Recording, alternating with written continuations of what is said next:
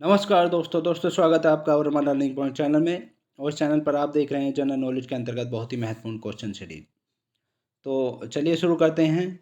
और जिन भाइयों ने अभी तक हमारे चैनल को सब्सक्राइब नहीं करा है वो चैनल को सब्सक्राइब कर दें, क्योंकि मैं ऐसे ही इम्पोर्टेंट क्वेश्चंस आपके लिए लेकर आता रहता हूँ। तो चलिए देखते हैं क्वेश्चन नंबर 1। उच्च न्यायालय के सेवानिवृत्त न्यायाधीश को वकील के रूप में काम करने की अनुमति नहीं होती। उच्च न्यायालय जो होता है उसके जो रिटायर न्यायाधीश होते हैं उनको वकील के रूप में कार्य करने की अनुमति नहीं होती। कौन से न्यायालय में नहीं होती? देखिए, ऑप्शन ए उच्चतम न्यायालय में, बी भारत के किसी भी न्यायालय में, सी उच्च न्यायालय में, और डी उस उच्च न्यायालय में जिसमें वह सेवानिवृत्त हुआ है, यानी जिस उच्च न्यायालय से वो रिटायर हुआ है उसमें। तो इसका जो करेक्ट आंसर है वो डी पार्टी है, उस उच्च न्यायालय में जिससे वह सेवानिवृत्त हुआ है या रिटायर हुआ है। बाकी सभी में उच्चतम न्यायालय में वकालत करने की अनुमति होती है, भारत के किसी भी न्यायालय में वकालत करने की अनुमति होती है, और उच्च न्यायालय में भी होती है। और डिटेल देख लेते हैं इसके बारे में। देखिए इंपॉर्टेंट पॉइंट देखिए इसके बारे में। उच्च न्यायालय का गठन अनुच्छेद 214 के अधीन किया होता है। उच्च न्यायालय का जो गठन किया गया है 214 के अधीन किया गया है। और उच्च न्यायालय के न्यायाधीश की वेतन भत्ते आदि सुविधा उस राज्य से मिलता है जिस राज्य में काम करता है उच्च न्यायालय।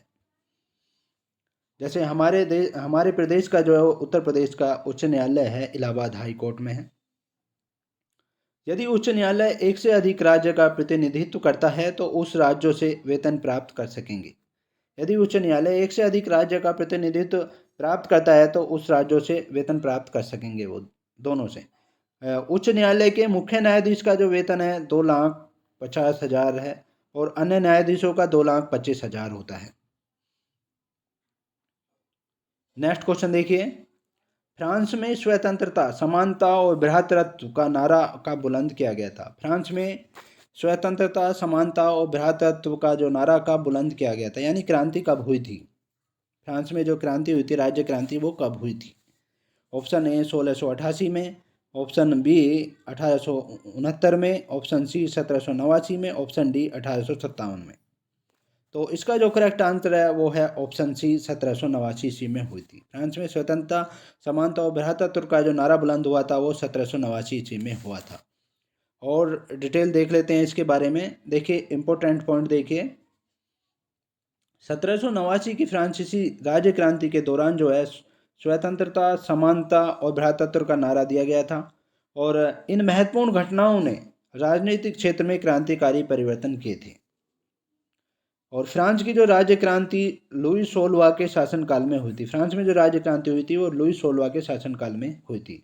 और 14 जुलाई 1789 को फ्रांस की क्रांति प्रारंभ हुई थी। 14 जुलाई 1789 को फ्रांस की क्रांति प्रारंभ हुई थी। और 14 जुलाई को ही फ्रांस में राष्ट्रीय दिवस मनाया जाता है। 14 जुलाई को ही फ्रांस में राष्ट्रीय दिवस के रूप में मनाया जाता है।